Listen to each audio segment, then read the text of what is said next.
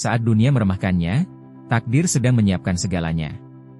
Ia menahan hinaan, menelan lapar, dan bekerja dalam diam. Uang yang ia kumpulkan tak sempat menyelamatkan ibunya. Namun doa dan air matanya menuntunnya bangkit. Dari pasar kecil yang panas dan penuh debu, ia membangun mimpi, hingga hari ini namanya berdiri sebagai pengusaha sembako sukses. Di sebuah sekolah negeri tua di pinggiran kota, hiduplah seorang siswa bernama Arga. Seragamnya selalu tampak kusam, sepatu hitamnya retak di bagian sol, dan tasnya sudah dijahit berkali-kali oleh ibunya. Setiap hari Arga duduk di bangku paling belakang, bukan karena ia bodoh, tetapi karena ia ingin menghindari tatapan teman-temannya yang sering menertawakannya. Ibunya, Bu Sari, menderita penyakit ginjal. Setiap minggu ia harus menjalani pengobatan, namun biaya rumah sakit jauh melampaui penghasilan mereka. Ayah Arga telah lama meninggal, sehingga Arga menjadi satu-satunya harapan keluarga kecil itu. Sepulang sekolah, Arga tidak bermain seperti anak-anak lain. Ia membantu di pasar, mengangkat karung beras, membersihkan kios, hingga mengantar sembako dengan sepeda tua. Tangan kecilnya kapalan, punggungnya sering pegal, tetapi ia selalu pulang dengan senyum palsu agar ibunya tidak khawatir. Di sekolah, hidup Arga tak pernah mudah. Teman-temannya sering menghina. Ngapain sekolah, gak? Mending jadi kuli pasar aja, ejek mereka. Ada pula yang sengaja menjatuhkan uang receh di depannya sambil tertawa. Arga hanya menunduk, memungutnya, dan menyimpannya. Setiap rupiah baginya adalah harapan hidup ibunya. Namun, takdir berkata lain. Suatu malam hujan deras, Bu Sari menghembuskan napas terakhirnya di ruang rumah sakit yang dingin. Arga menggenggam tangan ibunya, menangis tanpa suara. Uang yang ia kumpulkan selama berbulan-bulan ternyata belum cukup untuk menyelamatkan nyawa orang yang paling ia cintai. Sejak hari itu, dunia Arga terasa sunyi. Ia tetap sekolah, tetap bekerja, tetapi kini tanpa tujuan yang jelas. Namun, satu kalimat ibunya terus terngiang di kepalanya. Jangan menyerah, nak. Hidup memang keras, tapi orang baik akan selalu menemukan jalannya. Tahun-tahun berlalu. Arga lulus sekolah dan memilih langsung bekerja. Ia kembali ke pasar, bukan lagi sebagai kuli, melainkan sebagai penjaga kios sembako. Dari situlah ia belajar harga beras, cara bernegosiasi, kepercayaan pelanggan, dan pentingnya kejujuran. Ia menabung sedikit demi sedikit, jatuh bangun membuka lapak kecil di sudut pasar. Usahanya tak langsung besar.